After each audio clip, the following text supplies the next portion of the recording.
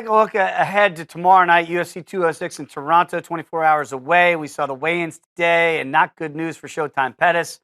Got to fight 145 pounds. You weighed 148. What happened today with Showtime? And now he's not eligible to get that interim belt, even if he beats Max Holloway tomorrow night in Toronto.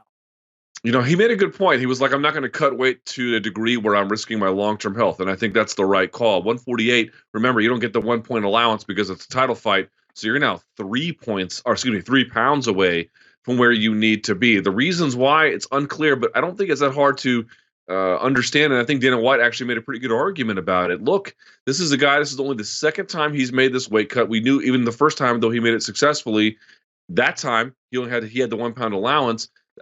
It's hard to do when you're this sort of, he's not late in his career, but he's not early in it either. Right.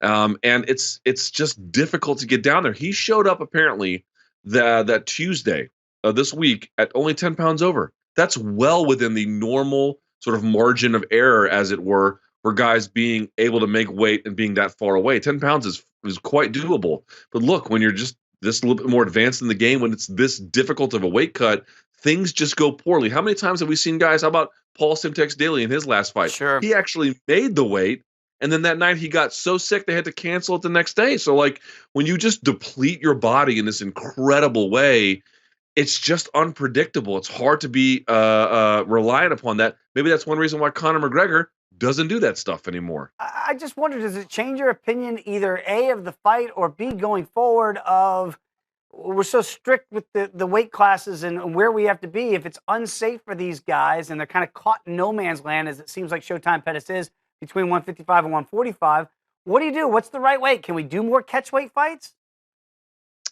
It's a good question. I wouldn't be opposed to catchweight fights, but I don't feel like that applies to Showtime Pettis. Now, it's interesting that we're talking about this, and the reason why is because let's take, for example, Valerie Letourneau, who was fighting at UFC 206.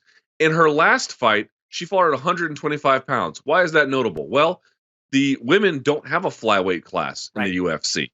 They just made a fight at 125 pounds. If you saw her on the scales today, and certainly I will say this about Anthony Pettis, whatever else mistake he made, if you saw him on the scales, you can tell, at least physically, he tried, man. He tried to make 145. It just wasn't going to happen for him.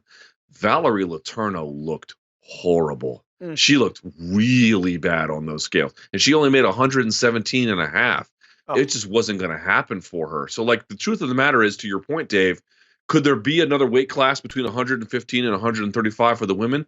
Absolutely. But the fact of the matter is, Anthony Pettis made 155 without a whole lot of issue, but not in such a way where you're like, oh, he could easily make 145. This is kind of like, I don't want to use the word desperation, but it's definitely like a weird twist, something he's trying to put at the end of his career, or this point in his career, I should say, that doesn't necessarily need to happen. He's just trying to kind of make it happen. So I wouldn't be opposed to catch weight, but I don't think this fight necessarily makes the case that these kind of things need to happen more often.